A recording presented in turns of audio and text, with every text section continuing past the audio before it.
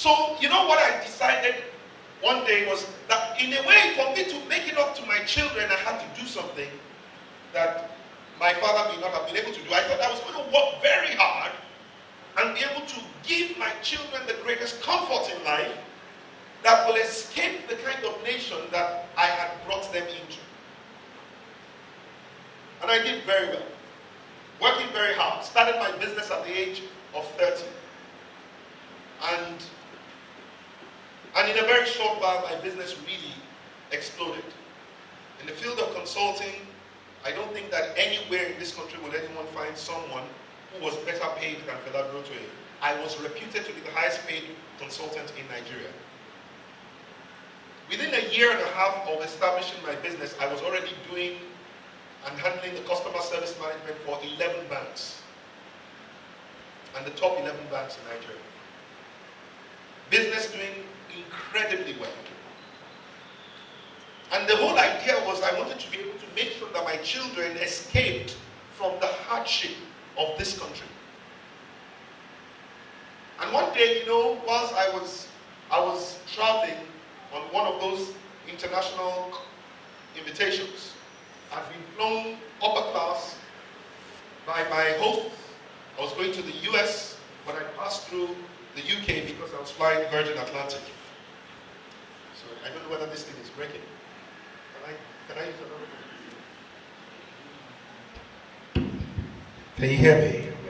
Is it better? Let me cut the story short. So I was flying Virgin Atlantic upper class, and I think it has a bit of a ring. Okay. An echo. All right. So I was flying upper class, and so I flew into Heathrow, crossed over to Gatwick, and was going to fly from Gatwick to Florida. And when I got to Gatwick, and we were about to board, it was premium boarding because I was flying upper class. Hello. It even gets better. Maybe by the 7th or 8th microphone we would all right?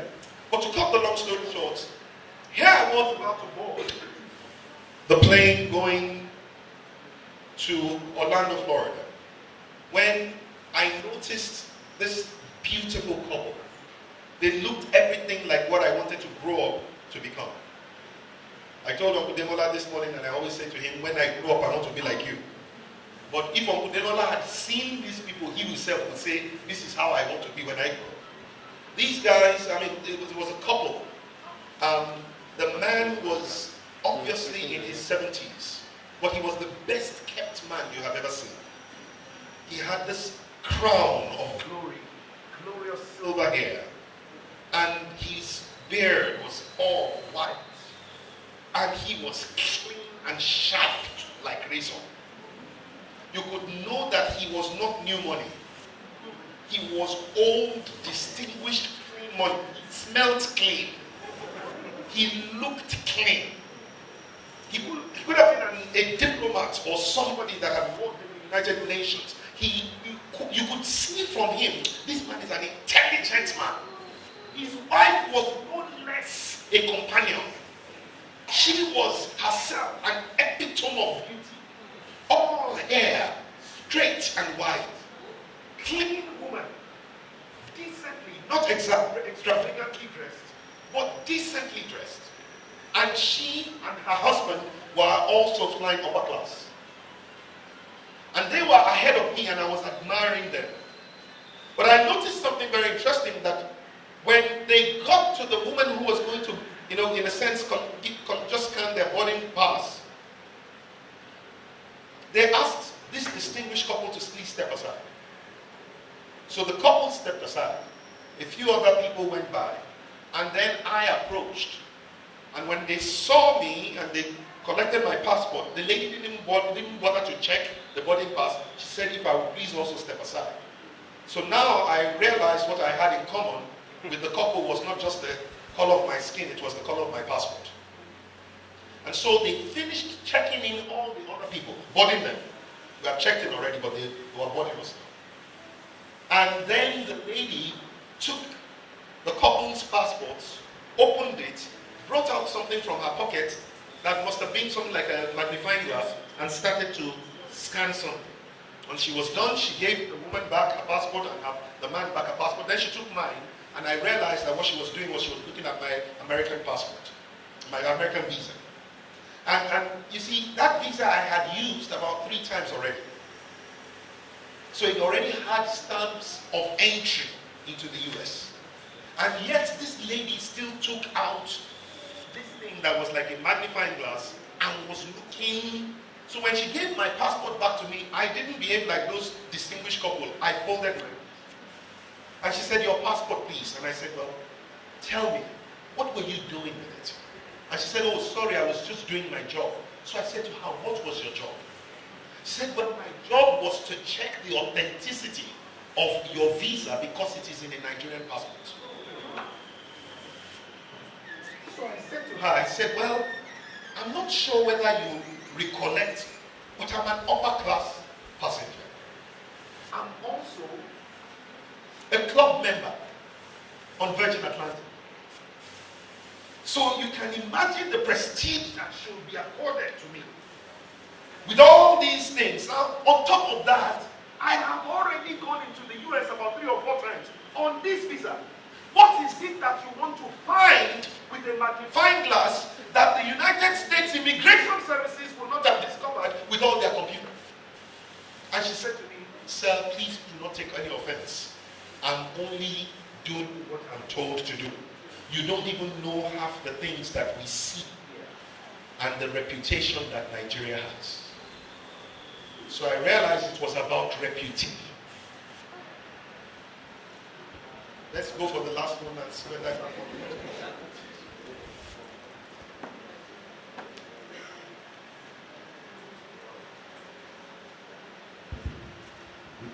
Perhaps it's the way I'm holding it.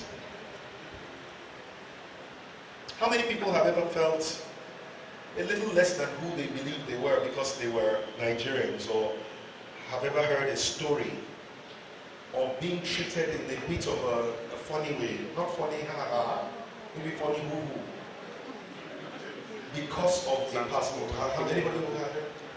That was my own first experience. It was very traumatic. I got on the plane and I wrote down a few things that I don't know whether you would like to write down.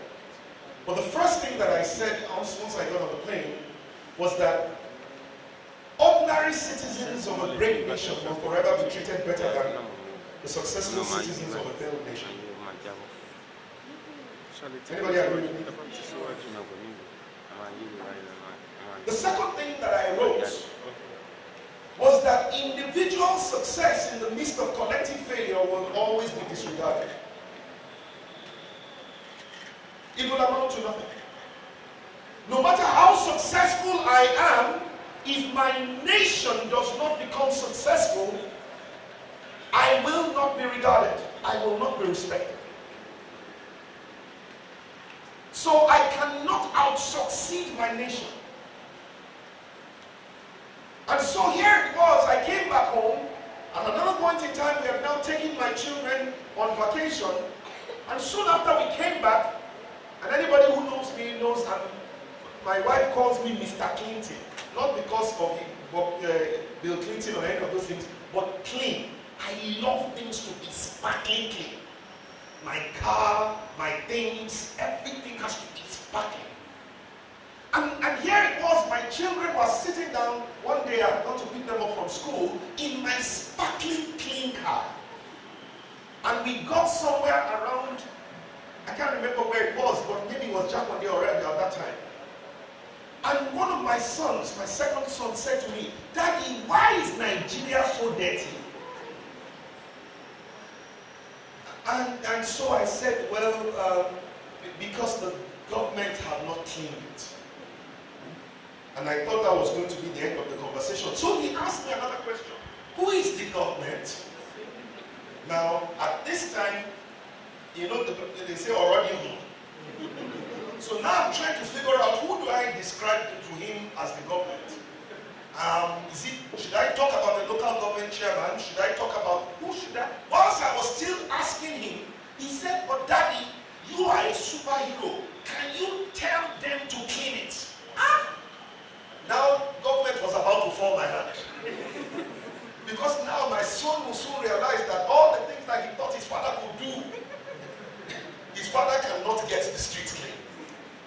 though I could get my car clean, I couldn't get the street clean because I didn't even know who was responsible for cleaning the street.